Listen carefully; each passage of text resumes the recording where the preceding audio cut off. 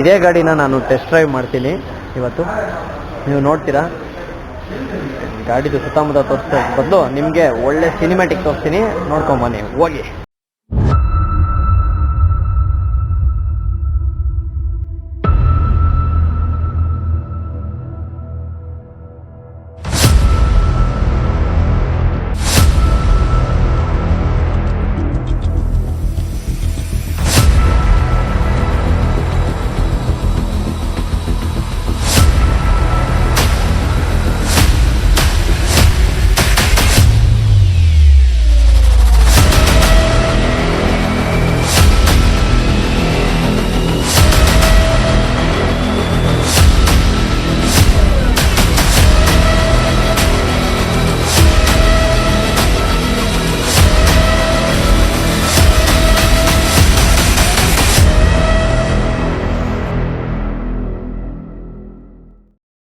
ಅಲ್ಲಲ್ಲೇ ನೋಡ್ತಿದ್ದೀರಾ ನೀವು, ಈ ಎಕ್ಸ್ಪಲ್ಸ್ ವೈಟ್ ಎಕ್ಸ್ಪಲ್ಸ್ ಮೇಲೆ ಬ್ಲೂ ಸ್ಟಿಕ್ಕರಿಂಗ್ ಡಿಸೈನ್ ಕೊಟ್ಟಿದ್ದಾರೆ. ಅದು ತುಂಬ ಚೆನ್ನಾಗಿದೆ, ಹೊಸ ವಿಷಯ.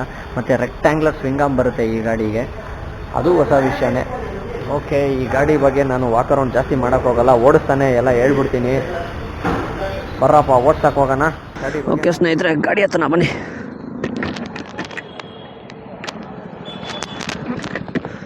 ಓಕೆ, ಇದ್ರ ಸೀಟ್ ಹೈಟ್ ಬಂದ್ಬಿಟ್ಟು 825 mm. ನನಗೆ ಸಕ್ಕದಾಗೆ ಫುಲ್ ಫೀಟಲ್ಲಿ ನಿಂತ್ಕೋತಾ ಇದ್ದೀನಿ. ನೀವು ನಾರ್ಮಲ್ ಆ್ಯಾವ್ರೇಜ್ ಹೈಟ್ ಒಂದು 5.4 ಮೇಲಿದ್ರೆ ಆರಾಮಾಗಿ ಹ್ಯಾಂಡಲ್ ಮಾಡ್ಬೋದು ಗಾಡಿನ. ಓಕೆ, ಇದೊಂದು ಹೊಸ ಅಪ್ಡೇಟು. ಮುಂಚೆ ನಿಮಗೆ ಕಿಲ್ ಸ್ವಿಚ್ಚು ಮತ್ತು ಸೆಲ್ಫ್ ಸ್ಟಾರ್ಟ್ ಬೇರೆ ಇತ್ತು, ಇವಾಗ ಎರಡು ಒಟ್ಟಿಗೆ ಐತೆ. ಈ ಗಾಡಿ ನಾನು ಇನ್ಸ್ಟ್ರೂಮೆಂಟಲ್ ಕನ್ಸೋಲ್ನ ಇವಾಗ ನಾನು ನಿಮಗೆ ಎಕ್ಸ್ಪ್ಲೈನ್ ಮಾಡ್ತೀನಿ. ಇದು ಟ್ರಿಪ್ 1 ಅಂತ ತೋರಿಸಿದೆ. ಇಲ್ಲಿ RPM ಮೀಟ್ರು ಆದಷ್ಟು ಸಿಂಪಲ್ ಆ್ಯಂಡ್ ಸೂಪರ್ಬ್ ಆಗಿದೆ. ಇಲ್ಲಿ ಗೇರ್ ಇಂಡಿಕೇಟ್ರ್ ಬರುತ್ತೆ, ಅದು ಸದ್ಯಕ್ಕೇನೋ ಆಫ್ ಆಗಿದೆ. ಆ್ಯಂಡ್ ಇದು time, odo, speedometer, fuel gauge, RPM meter. And ಇಲ್ಲಿ ಟ್ರಿಪ್ 1 ಟ್ರಿಪ್ 2 ನೀವೇನು ಸೆಟ್ ಮಾಡ್ತೀರಾ ಆ ಥರ ಬರುತ್ತೆ. ಇಲ್ಲಿ ಆ್ಯಾವ್ರೇಜ್ km/h ನೀವು ಸ್ಪೀಡ್ನ ನೋಡ್ಬೋದು. ಆ್ಯಂಡ್ ನಿಮಗೆ ಹೊಸ ಅಪ್ಡೇಟ್ ಇದ್ರಲ್ಲಿ ಬಂದಿರೋದು ಬ್ಲೂಟೂತ್ ಕನೆಕ್ಷನ್ನು.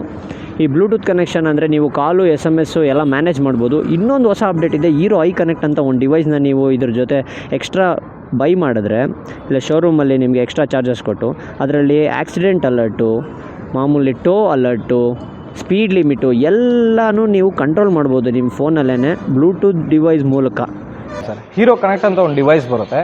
ಸೊ ಆ ಡಿವೈಸ್ ಏನಂದರೆ, ನಿಮ್ಗೆ ಜಸ್ಟ್ ಹೀರೋ ಕನೆಕ್ಟ್ ಅಂತ ಒಂದು ಡಿವೈಸ್ ನೀವು ಇನ್ಸ್ಟಾಲೇಷನ್ ಮಾಡಿಕೊಂಡ್ರೆ ನಿಮ್ಮ ವೆಹಿಕಲಲ್ಲಿ, ಸೊ ನಿಮಗೆ ನ್ಯಾವಿಗೇಷನ್ಸು, ಕಾಲ್ಸ್ ಇಂಡಿಕೇಷನ್ಸ್ ಅದೆಲ್ಲ ಬೈ ಡಿಫಾಲ್ಟಾಗೇ ಬರ್ತಾಯಿದೆ ವೆಹಿಕಲಲ್ಲಿ, ಎಕ್ಸ್ಪಲ್ಸ್ ವೆಹಿಕಲಲ್ಲಿ.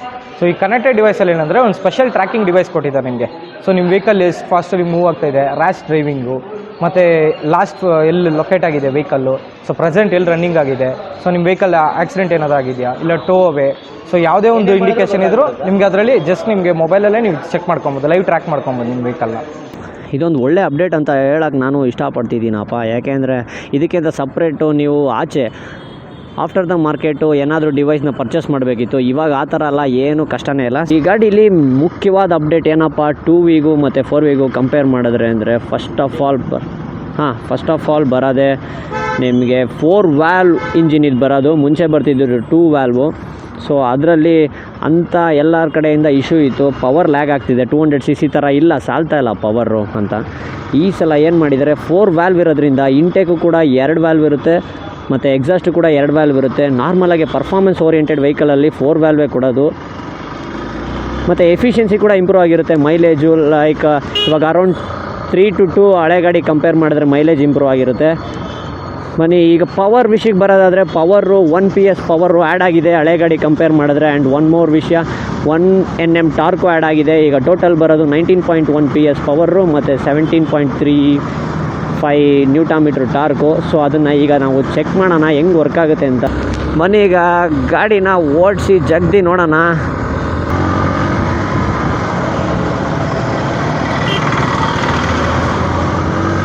ವಾ ಪವರ್ ಹಂಗೆ ಫೀಲ್ ಮಾಡ್ಬೋದು, ಇಂಪ್ರೂವ್ ಆಗಿರೋದು. 4 ಗೇರಲ್ಲಿ ನೋಡೋಣ. ಈ ಗುಂಡಿಲೆಲ್ಲ ನಾರ್ಮಲ್ ಗಾಡೀಲಿ NS ಅಲ್ಲೆಲ್ಲ ಬಿಡ್ತೀನಿ, ಒಂಥರ ಇಕ್ಕಟ್ಟು ಅನಿಸುತ್ತೆ ಗುರು.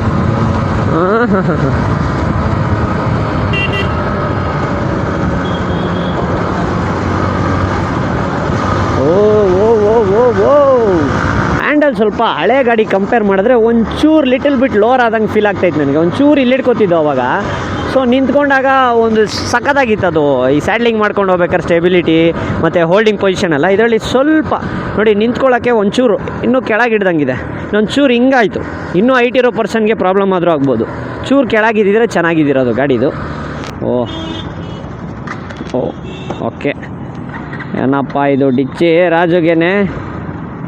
ಓಕೆ ಬನ್ನಿ ಟರ್ನಿಂಗ್ ರೇಡಿಯಸ್ ಚೆಕ್ ಮಾಡೋಣ. ಈಗ ಗಾಡಿದು ಪವರ್ ಚೆಕ್ ಮಾಡ್ತೀನಿ, ನೋಡೋಣ ಪೊಟೆನ್ಷಿಯಲ್. ಅಬ್ಬಬ್ಬಬ್ಬಬ್ಬ, ಪವರ್ ಸಕ್ಕದಾಗಿ ಇಂಪ್ರೂವ್ ಆಗಿದೆ. ಟಾರ್ಕ್ ಮಾತ್ರ ಸಕ್ಕದ ಫೀಲ್ ಆಗ್ತಿದೆ, ಟಾರ್ಕಿನೆಸ್. 3ನೇ ಗೇರಲ್ಲಿ 80-85 ಹೋಗ್ಬಿಡುತ್ತೆ ಗಾಡಿ. ಹಾ 4ನೇ ಗೇರಲ್ಲೂ 90. ಆಫ್ ರೋಡಿಂಗ್ ಅಂದರೆ ಇದೇ ಮಜಾ ನೋಡಿ. ಏನು ಫೀಲೇ ಆಗಲ್ಲ, ಕುಂಡಿ ನೋವೇ ಇಲ್ಲ ಗುರು. ಸೀಟ್ ಕುಷನಿಂಗ್ ವೈಸು ಚೆನ್ನಾಗಿ ಇಂಪ್ರೂವ್ ಆಗಿದೆ. ಆ್ಯಕ್ಚುಲಿ ಮುಂಚೆಯಿಂದಲೂ ಸೀಟ್ ಕುಷನಿಂಗ್ ಹಿಂಗೆ ಇರೋದು, ಚೆನ್ನಾಗಿರುತ್ತೆ ಸೀಟ್ ಕುಷನಿಂಗು. ಸೊ ಹಿಂದೆ ರೇರ್ ಸಸ್ಪೆನ್ಷನ್ ಏನು ಇಂಪ್ರೂವ್ ಆಗಿದೆ ಅಂತ ನನಗನ್ನಿಸ್ತೈತಲ್ಲ, ಅದಕ್ಕೋಸ್ಕರ ಈ ಆಫ್ ರೋಡಿಂಗಲ್ಲೆಲ್ಲ ಸಾಕಾದ ಹೊಡಿಬೋದು ಗಾಡಿನ. ಅಬ್ಬಬ್ಬಬ್ಬಬ್ಬಬ್ಬ, ಕಟ್ಟರು ಹೊಡಿಯೋಕ್ಕೆ ಹ್ಯಾಂಡ್ಲ್ ಸ್ಟೆಬಿಲಿಟಿ, ಟಯರ್ ಗ್ರಿಪ್ಪು, ಬೆಂಕಿ ಗುರು ಬೆಂಕಿ. 1.5 ಲಕ್ಷಕ್ಕೆ ಗಾಡಿ ಹಿಂಗೆಲ್ಲ ಕೊಡಬೇಕು ಅಂದರೆ ಸುಮ್ಮನೆನಾ?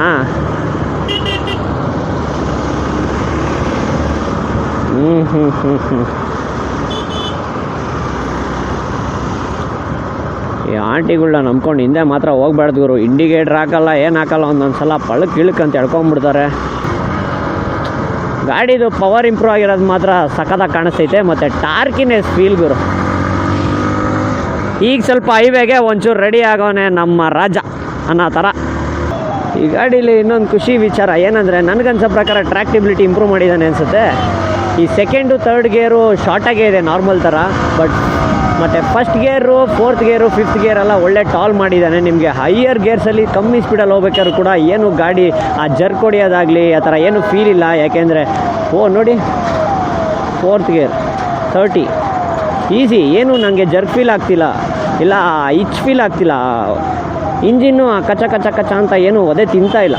ಆ 2nd 3rd ನಾರ್ಮಲ್ ಆಗಿದೆ ಗೇರ್ಸು, ಶಾರ್ಟ್ ಗೇರ್ಸು. ಈ 1 ಮತ್ತು ಈ 4 5ನ ಟಾಲ್ ಗೇರ್ಸ್ ಮಾಡಿರಂಗಿದ್ದಾನೆ. ಅದಕ್ಕೋಸ್ಕರನೇ ಆ ಟ್ರ್ಯಾಕ್ಟಿಬಿಲಿಟಿ ತುಂಬ ಇಂಪ್ರೂವ್ ಆಗಿದೆ. ಇದೊಂಥರ ಸಿಟಿಲಿ ಒಳ್ಳೆ ವಿಚಾರ. ಪ್ರತಿ ಸಲನೂ ಗೇರ್ ಡೌನ್ ಮಾಡಿಕೊಂಡು ಮ್ಯಾನೇಜ್ ಮಾಡೋಕ್ಕಾಗಲ್ಲ.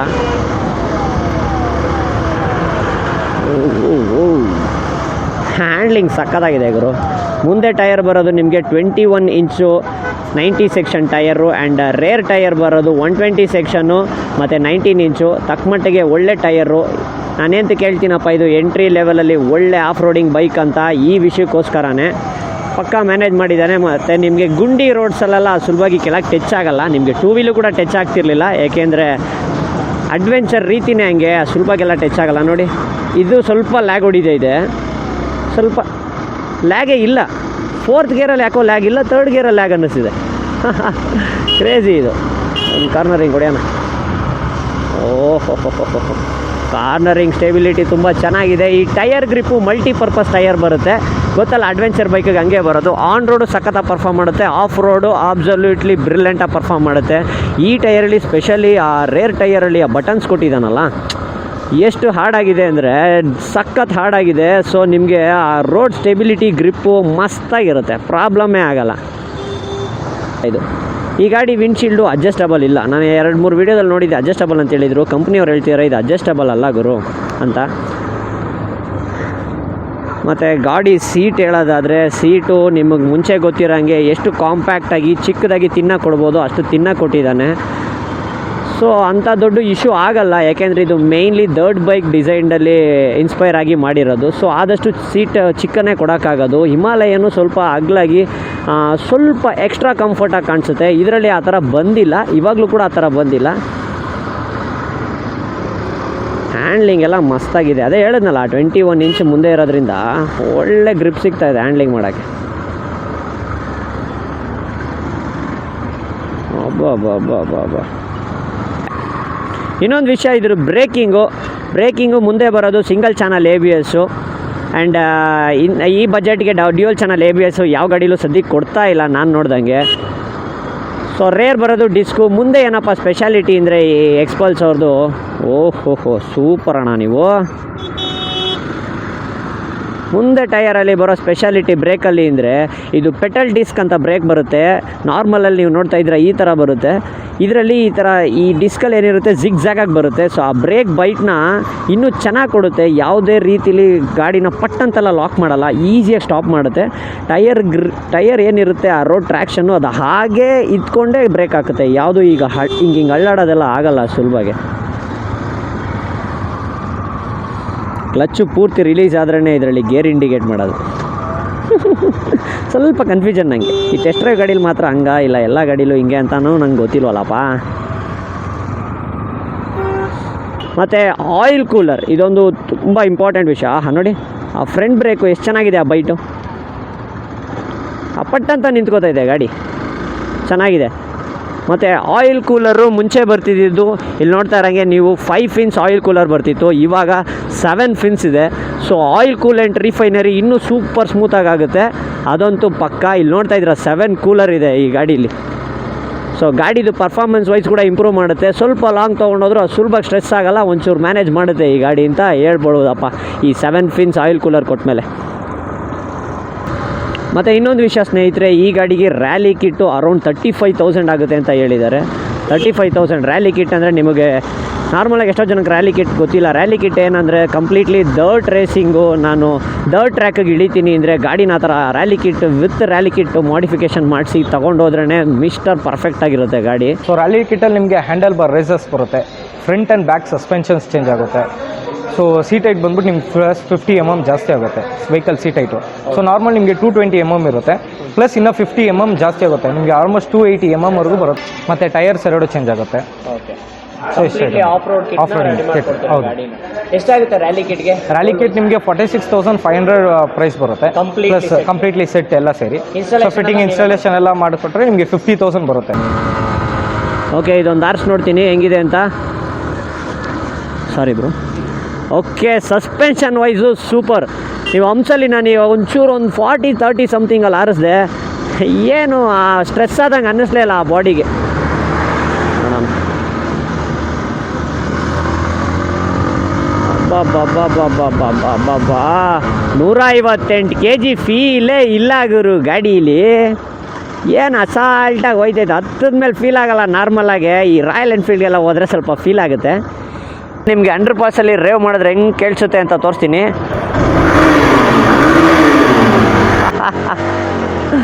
ಮುಂಚೆಗಿಂತ ತುಂಬ ಚೆನ್ನಾಗಿದೆ ಗಾಡಿ ರೇವ್. ಆ ಎಕ್ಸಾಸ್ಟ್ ನೋಟ್ ಕೇಳಿಸ್ಕೊಂಡಿದ್ದೀರಾ ಈಗ, ಆಮೇಲೆ ನಾರ್ಮಲಾಗಿ ಕೇಳಿಸ್ಕೊತೀರಾ. ಅಂಡರ್ ಪಾಸಲ್ಲಿ ಒಳ್ಳೆ ಎಕ್ಸಾಸ್ಟ್ ನೋಟ್ ಕೊಡ್ತಾಯಿದ್ದು ಗಾಡಿ. ಬಾ ಬೆಂಕಿ ಆಟ ಆಡ್ಬೋದು ಗುರು. ಈ ಗಾಡಿದು ಫ್ಯೂಯಲ್ ಟ್ಯಾಂಕ್ ಬರೋದು ನಿಮಗೆ 13 ಲೀಟರ್ಸ್ ಟ್ಯಾಂಕು. ನಾರ್ಮಲಾಗಿ 200 cc ಇನ್ನೂ 13 ಲೀಟ್ರು ಜಾಸ್ತಿ ಗಾಡಿ ಕೊಡ್ತಿಲ್ಲ, ಎಲ್ಲ ಕಮ್ಮಿ ಕೊಡ್ತವ್ರು, 11.5.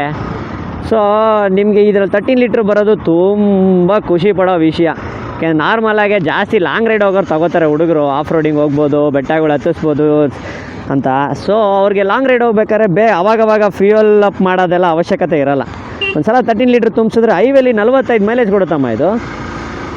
40ರಿಂದ 45 ಫಿಕ್ಸು ಹೈವೇಲಿ. ನೀವು ಏನು ಚೆಚ್ಕೊಂಡು ಹೋದ್ರೂ ಇದು ಹೋಗೋದೆ 120 ಅಮ್ಮಮ್ಮ ಅಂದರೆ ನೀಟಾಗಿ ಕ್ರೂಸ್ ಮಾಡ್ಕೊಂಡು ಹೋಗ್ಬೇಕು ಅಂದ್ರೂ. ಅಮ್ಮಮ್ಮ 135 ಹೋಗ್ಬೋದೇನೋ, 120 ಹೋದ್ರೂ ಒಂದು 40 ಕೊಡುತ್ತೆ ಅನಿಸುತ್ತೆ ಗಾಡಿ. ಚೆಲ್ಲಿ ರೋಡಲ್ಲಿ ನೋಡೋಣ. ಇಲ್ಲೇನು ಸ್ಲೋ ಮಾಡಬೇಕು, ಬ್ಯಾಲೆನ್ಸ್ ಮಾಡಬೇಕು ಅಷ್ಟೆಲ್ಲ ರೀಸನ್ನೇ ಇಲ್ಲ ಗಾಡೀಲಿ ಆಫ್ ರೋಡಿಂಗಲ್ಲಿ. ಏನು ಸುಮ್ಮನೆ ಆಕ್ಸಿಲೇಟರ್ ಕೊಡ್ತಾಯಿದ್ರೆ ಅದೇ ಮ್ಯಾನೇಜ್ ಮಾಡ್ಕೊಂಡು ಹಿಂಗೆ ಕುತ್ಕೋಗುರು, ಹಳ್ಳಾಡ್ದಲ್ಲ ಹೆಂಗೆ ಹೋಯ್ತೀನಿ ನೋಡು ಸ್ಟಡಿಯಾಗೆ ಅನ್ನೋ ಥರ ಕರ್ಕೊಂಡು ಹೋಗುತ್ತೆ. ಸಿಟಿ ಅನ್ನೋ ವಿಷಯಕ್ಕೆ ಬಂದಮೇಲೆ ನೆನಪಾಯಿತು ಇದ್ರ ಟ್ರ್ಯಾಕ್ಟಿಬಿಲಿಟಿ ಇಂಪ್ರೂವ್ ಆಗಿರೋದು. ಆವಾಗಲೇ ನಿಮ್ಗೆ ಹೇಳ್ದಂಗೆ ಈ 4th 5th ಗೇರು ಒಳ್ಳೆ ಟಾಲಾಗಿ ಕೊಟ್ಟಿದ್ದಾನೆ. ಸೊ ಟ್ರ್ಯಾಕ್ಟಿಬಿಲಿಟಿ ಏನು ಮಾಡ್ತಿದ್ದಾರೆ ಇವರು. ಬೇಗ ಡಿಸಿಷನ್ ತಗೊಳ್ಳಿ ಅಂಕಲ್, ರೈಟಾ ಲೆಫ್ಟಾ ಅಂತ.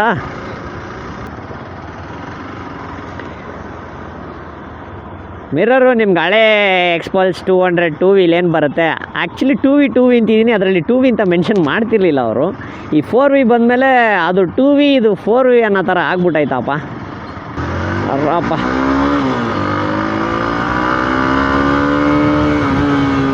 ಓಹೋ ನೋಡಿ ನನ್ನ ಗಾಡೀಲಿ ಬಂದುಬಿಟ್ಟಿದ್ರೆ ಅಂಕಲಿಗೆ ಡಿಚ್ಚಿ ಇಟ್ಬಿಟ್ಟಿರ್ತಿದ್ದೆ ಒಂದು ಕಿಸ್ಸು. ಈ ಗಾಡಿ ಆಗಿರೋದಕ್ಕೆ ಒಳ್ಳೆ ಬ್ರೇಕಿಂಗ್ ಮುಂದೆ ಮಾತ್ರ. ಅಂಕಲ್ ಗೊತ್ತೇ ಇಲ್ಲ ನನ್ನ ಹತ್ರ ಬಂದಿದ್ದು.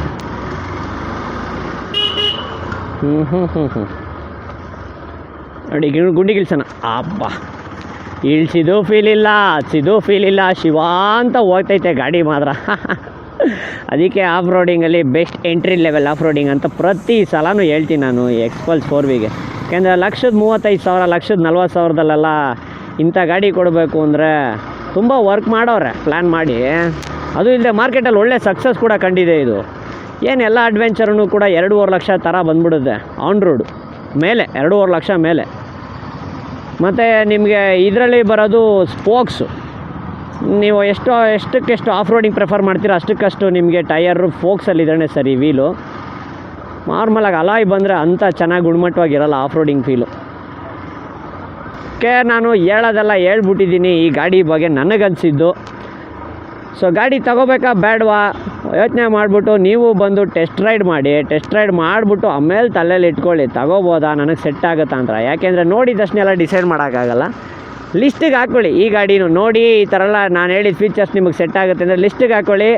ಬನ್ನಿ, ನಾನು ಡಿಸ್ಕ್ರಿಪ್ಷನಲ್ಲಿ ಈ ಶೋರೂಮ್ದು ಕಾಂಟ್ಯಾಕ್ಟ್ ಡೀಟೇಲ್ಸ್ ಕೊಟ್ಟಿರ್ತೀನಿ. ನಿಮ್ಗೆ ಯಾವ್ದು ಹತ್ರ ಆಗುತ್ತೆ ಹೀರೋ ಶೋರೂಮ್ ಅದಕ್ಕೆ ಹೋಗಿ. ಈ ಕಡೆ ಎಲ್ಲರೂ ಸರೌಂಡಿಂಗಲ್ಲಿದೆ, ರಾಜಾಜಿನಗರ ಸರೌಂಡಿಂಗ್, ಇಲ್ಲಿಗೆ ಬನ್ನಿ. ಗಾಡಿದು ಟೆಸ್ಟ್ ರೈಡ್ ಮುಗೀತು, ಆದಷ್ಟು ಓಡಿಸಿದ್ದೀನಿ, ನಿಮಗೆ ತೋರಿಸಿದ್ದೀನಿ. ಟಾಪ್ ಎಂಡೆಲ್ಲ ಇವಾಗ ತೋರ್ಸೋಕ್ಕಾಗಲ್ಲ. ಯಾವ್ದಾರ ರೈಡ್ ಹೋದರೆ ಟಾಪ್ ಎಂಡು ಗೀಪ್ ಎಂಡು ಮತ್ತು ಬ್ರೇಕಿಂಗ್ ಎಲ್ಲ ಪಕ್ಕ ಆಫ್ ರೋಡಿಂಗ್ ಎಲ್ಲ ತೋರಿಸ್ತೀನಿ. ಈ ಗಾಡಿನ ನಮಗೆ ಕೊಟ್ಟಿದ್ದೀ ಅಣ್ಣಂಗೆ ತುಂಬ ಥ್ಯಾಂಕ್ಸ್ ಅಣ್ಣ. ನಾನು ಮುಂಚೆನೇ ಹೇಳ್ದಂಗೆ ಟಯರ್ ಬಟನ್ಸ್ ಮಾತ್ರ ಸಚ್ಚ ಗ್ರಿಡ್ಡಿ ಆಗಿದೆ ಇದು. ಆ ಗ್ರಿಡ್ಡಿ ಟಯರ್ಸ್ ಇರೋದಕ್ಕೆ ಆಫ್ ರೋಡಿಂಗಲ್ಲಿ ಏನು ಲೆಕ್ಕಕ್ಕೆ ತಗೊಳ್ಳಲ್ಲ ಯಾವ್ದಾರು ಆಫ್ ರೋಡಿಂಗ್ನ. ಬಾಗರು ನೀನು ಹತ್ತುಗರು ನಾನು ಅಸಾಲ್ಟಾಗಿ ಹೊಡಿತಾ ಇರ್ತೀನಿ ಅಂತ ಹೇಳುತ್ತೆ ಗಾಡಿ ನಮಗೆ. ಮತ್ತು ಇನ್ನೊಂದು ಹೊಸ ವಿಷಯ, ಬಿಗ್ ಚೇಂಜ್ ಇದರಲ್ಲಿ ಆಗಿರೋದು ನಂಗೆ ತುಂಬ ಇಷ್ಟ ಆಯಿತು. ರೆಕ್ಟ್ಯಾಂಗ್ಯುಲರ್ ಸ್ವಿಂಗಮ್ ಬರ್ತಾ ಇರೋದು ಈ ಗಾಡಿಗೆ, ಅದು ಸಖತ್ ಇಷ್ಟ ಆಯ್ತು ನನಗೆ. ರೆಕ್ಟ್ಯಾಂಗ್ಯುಲರ್ ಸ್ವಿಂಗಮ್ಮು, ಬಾಕ್ಸ್ ಸ್ವಿಂಗಮ್ ನೋಡಿ ಸ್ವಲ್ಪ ಬೇಜಾರಾಗಿತ್ತು. ಸಸ್ಪೆನ್ಷನ್ ವೈಸ್ ಇಂಪ್ರೂವ್ ಆಗಿರ್ಬೋದು ಗಾಡಿ. ಓಕೆ, ಎಲ್ಲರಿಗೂ ಡಿಸ್ಟರ್ಬ್ ಮಾಡ್ತಾ ಇದ್ದೀವಲ್ಲಪ್ಪ. ಸಸ್ಪೆನ್ಷನ್ ವೈಸು ಇಂಪ್ರೂವ್ ಆಗಿದೆ ಅನಿಸುತ್ತೆ. ಮುಂಚೆದು ಇದೇ ಥರ ಇಲ್ಲ ಆ್ಯಕ್ಚುಲಿ. ಇದು ಅಡ್ಜಸ್ಟೇಬಲ್ ಮೋನೋಶಾಕು ಏನೋ ಇದೆ. ಸ್ವಲ್ಪ ರಿಸರ್ಚ್ ಮಾಡಿಬಿಟ್ಟು ನಾನು ತಿಳ್ಕೊಂಡು ಆ ಥರ ರೈಡೆಲ್ಲ ಹೋಗ್ಬೇಕಾದ್ರೆ ಹೇಳ್ತೀನಿ. ಇನ್ನು ಗಾಡಿ ಬಗ್ಗೆ ನಾನೆಲ್ಲ ನಿಮ್ಗೆ ಹೇಳಿದೆ, ಗಾಡಿನೂ ಕೊಟ್ಟಾಯಿತು. ಬನ್ನಿ ಹೋಗೋಣ. ಹೇಳೋದೆಲ್ಲ ಹೇಳಿದ್ದೀನಿ. ಗಾಡಿನ ನನ್ನ ಕೈಲಾದಷ್ಟು ಎಷ್ಟು ತೋರಿಸ್ಬೇಕು ಅದನ್ನ ತೋರಿಸಿದ್ದೀನಿ, ಓಡಿಸಿ ಕೂಡ ನಿಲ್ಲಿಸಿ ಕೂಡ. ಇನ್ನೇನು ನಿಮಗೆ ಗೊತ್ತೇನು ಮಾಡಬೇಕು ಅಂತ. ಒಡಿರಿ, ಲೈಕ್ ಮಾಡಿ, ಶೇರು ಆಗಿಬಿಡಿ, ಸಬ್ಸ್ಕ್ರೈಬು. ಟಾಟಾ, ಬಾಯ್ ಬಾಯ್.